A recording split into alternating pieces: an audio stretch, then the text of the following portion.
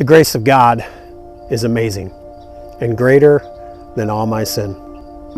The story goes of a man who died and went to heaven and stood outside the pearly gates.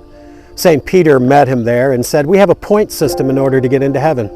We take and evaluate your whole life, and you have to have 1,000 points in order to get into heaven." The man thought about it and said, "Well, I was a pretty good guy. I think I can do it." And so he says, "Okay, tell me about your life." And the man says, "Well, I was married to the same woman for 50 years. I was faithful. I took care of my family. I never cheated on her or cheated on my family."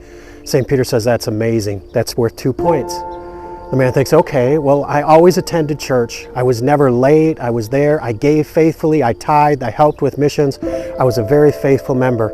St. Peter says, "That's wonderful. That's 1 point." The man begins to think, and he says, "Well, I worked in a soup kitchen. I helped feed homeless people. I was there just about every week, and I helped out these poor people." And St. Peter says, "That is very kind of you. That is wonderful. That's 1 point." At this point, the man starts getting a little aggravated, and he starts thinking, "Well, that's practically all of my life. If I start adding that up, I only have 4 points. If I get into heaven now, it'll be by the grace of God." To which St. Peter said, "Bingo, come on in." You see, the Apostle Paul said in Ephesians chapter 2, verses 8 and 9, "For by grace are you saved through faith, and that not of yourself.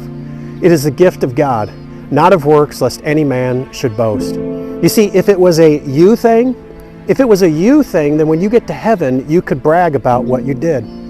I once heard this man talk about how he was trusting in Jesus as his Savior to go to heaven, but he was also trusting this religious ritual that a group had told him he had to do. He added Jesus with something, and with that, he knew he would go to heaven. May I say that there is no works that you could ever do to be good enough to get you into heaven. Salvation is faith alone in Jesus, and he does the rest. Someone accurately said that religion spells salvation D-O, meaning do. It's things you have to do. But Jesus spells salvation D-O-N-E, meaning he did it. It is done. It is taken care of. You see, John Newton found grace as a slave ship captain, and he wrote that amazing hymn, Amazing Grace. The Apostle Paul found grace on the road to Damascus, and he wrote this book of Ephesians. God's grace is great, but it's also available to anyone.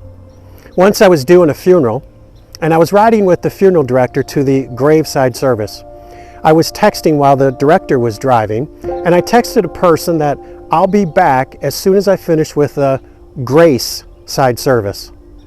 It was just a small typo, but maybe that's what Christians should really call it. Instead of a graveside service, it's a grace side service. If anyone meets me at the gates of heaven and asks why I should be allowed in, it's simple. Jesus is my Lord and Savior. I am covered in the blood of the Lamb. I am born again. I am forgiven. But there's one word I just simply need to say: grace. Grace. It is amazing and greater than all our sin.